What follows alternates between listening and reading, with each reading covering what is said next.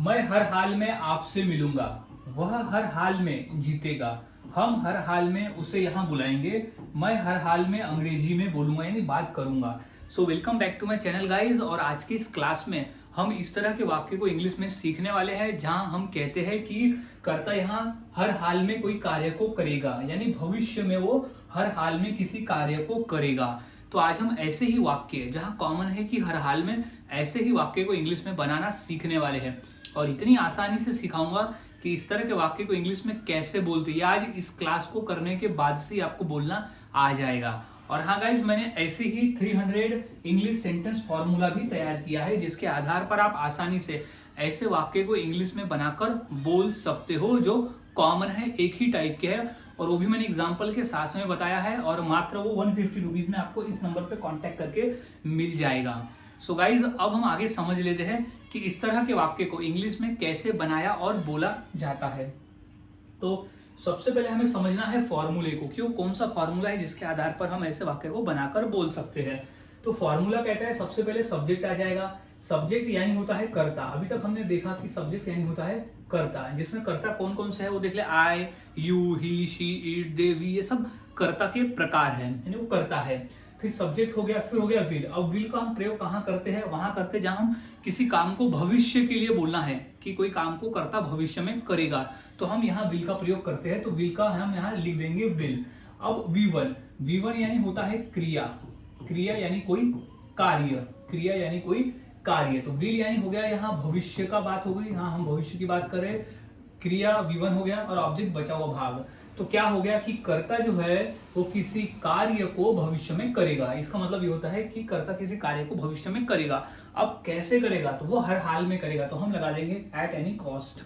At any cost यानी हर हाल में। तो यहाँ हर हाल में का भी मतलब ये होता है, यानी एनी कॉस्ट का भी होता है कि हर कीमत पर, हर कीमत पर या किसी भी कीमत पर, हर कीमत पर या किसी भी कीमत पर वो करेगा। तो यहाँ कंप्लीट फॉर्मूला हो रहा है कि subject plus will plus V1 plus object plus at any cost, यानी करते यहाँ किसी भी कार्य को हर कीमत पर करेगा, यानी हर हाल में करेगा। अब हमने फॉर्मूला समझ लिया, लेकिन यहाँ जो एट एनी कॉस्ट है इसी का मतलब होता है कि हर हाल में। तो यहाँ ये कॉमन रहेगा हर वाक्य में, बाकी सब चीजें जो है वो सिचुएशन के हिसाब से बदलेगा। तो अब हमने फॉर्मूला समझ लिया, तो फॉर्मूले के आधार पर अब हम 1 बाय 1 वाक्य को बनाना सीखते हैं। तो सबसे पहला वाक्य है कि हम हर हाल में उसे यहाँ बुलाएंगे। हम हर हाल में उसे यहाँ बुलाएंगे, वो कोई भी कीमत पे हम उसे यहाँ बुलाएंगे।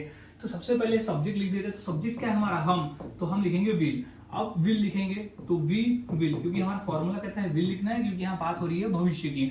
तो वी विल क्या करेंगे, बुलाएंगे। तो क्रिया क्या है, बुलाना। तो वी1 क्या हो जाएगा, we will call. We will call, किसे बुलाएंगे, उसे। तो वी विल कॉल हिम, कहाँ बुलाएंगे, तो यहाँ, तो हियर। तो we will call him here. अब किस हाल में, तो हर हाल में। तो क्या कहता है, एट एनी कॉस्ट। तो एट एनी कॉस्ट यानी हर हाल में। तो एट एनी कॉस्ट यानी हर हाल में हम उसे यहाँ बुलाएंगे। इस तरह से बनते हैं। नेक्स्ट है कि मैं हर हाल में अंग्रेजी में बोलूंगा, यानी अंग्रेजी में बात करूंगा। तो इसकी इंग्लिश हो जाएगी, आई के लिए हम यूज करते हैं, मैं के लिए आए। अब बात भविष्य की हो रही है तो विल, तो हो रही है विल। अब क्या है, वी1 क्या है, बोलूंगा। तो बोलूंगा को इंग्लिश में कहते हैं स्पीक। तो I will speak, I will speak किसमें, अंग्रेजी में। तो speak in English, speak in English. अब मैं अंग्रेजी में बोलूंगा, लेकिन कैसे बोलूंगा, हर हाल में बोलूंगा। तो एट एनी कॉस्ट। तो यहां लिख देंगे कि एट एनी कॉस्ट यानी हर हाल में। तो एट एनी कॉस्ट। तो गाइस, इस तरह से छोटी छोटी चीजों को हमें समझ के लिखना है ताकि हम बाद में इसको स्पीडली बोल सके। पहले तो हमें समझ लेना है। अब नेक्स्ट वाक्य देख लेते हैं। जैसे मैं हर हाल में आपसे मिलूंगा, मैं हर हाल में आपसे मिलूंगा। तो मैं की इंग्लिश क्या हो जाएगी, आई। फिर क्या सब्जेक्ट हो गया, अब क्या यूज करेंगे, विल। तो आई विल। अब क्या करूंगा, कोई क्रिया करूंगा, तो मिलूंगा। तो क्या होगा, I will meet, I will meet. अब किससे मिलूंगा, तो आपसे मिलूंगा। तो आई विल मीट यू, यानी आपसे, मैं आपसे मिलूंगा। तो क्या मिलूंगा, हर हाल में। तो क्या हो जाएगा, एट एनी कॉस्ट। क्या हो जाएगा, एट एनी कॉस्ट यानी हर हाल में।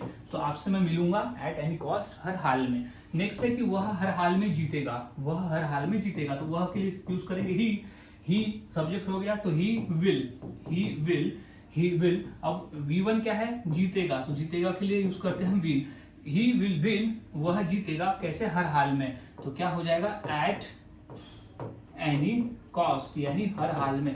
तो एट एनी कॉस्ट यानी वह जीतेगा हर हाल में, एट एनी कॉस्ट। अब नेक्स्ट वाक्य देख लेते हैं। जैसे नेहा हर हाल में खाना बनाएगी, नेहा हर हाल में खाना बनाएगी। तो हमारा जो सब्जेक्ट है वो क्या है, नेहा। तो सबसे पहले हम लिख देंगे यहाँ पर नेहा। अब नेहा के बाद क्या है, सब्जेक्ट के बाद हमें लगाना है विल, तो नेहा विल। अब V1 क्या है यहाँ पर, खाना बनाना। तो खाना बनाना को कहते हैं हम कुक। तो Neha will cook, Neha will cook, Neha will cook खाना बनाएगी हर हाल में। तो क्या हो जाएगा, एट एनी कॉस्ट। तो हो जाएगा, लिखेंगे एट एनी कॉस्ट यानी हर हाल में। तो नेहा खाना बनाएगी हर हाल में, तो Neha will cook at any cost. अब नेक्स्ट है कि राजेश हर हाल में सीखेगा, यानी राजेश जो है वो सीखने का काम हर हाल में करेगा। तो सब्जेक्ट क्या है, सबसे पहले हमें यहाँ लिख देना है राजेश। तो राजेश, अब राजेश सब्जेक्ट है तो अब क्या लिखना है हमें, विल। तो राजेश विल, राजेश विल अब क्या सीखेगा। तो सीखना क्या है, V1। तो लर्न, राजेश विल लर्न यानी राजेश सीखेगा क्या है, हर हाल में। तो हो जाएगा at any cost, at any cost यानी राजेश हर हाल में सीखेगा। तो Rajesh will learn at any cost. तो गाइस इस तरह से वाक्य बनाए जाते हैं और बोले जाते हैं। काफी आसान है, फॉर्मूले को देखते जाना है, वाक्य बनाते जाना है और बोलते जाना है, और जितना जल्दी हो सके बोलते जाना है, यानी प्रैक्टिस करते जाना है। तो अब इसी फॉर्मूले के आधार पर मैं दो वाक्य दूंगा, जैसे तुम हर हाल में उसे मनाओगे और मैं हर हाल में तुम्हें बुलाऊंगा।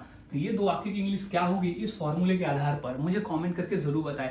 और वाक्यों की प्रैक्टिस करते रहे आप, जितना अधिक प्रैक्टिस करते हो उतना आपके लिए आसान हो जाता है और उतनी आसानी से आप बनाना सीख जाते हो और बोलना भी शुरू कर देते हो। सो गाइस आज के वीडियो में हमने सीखा कि हर हाल में वाले वाक्य को हम इंग्लिश में कैसे बनाते हैं और कैसे बोलते हैं।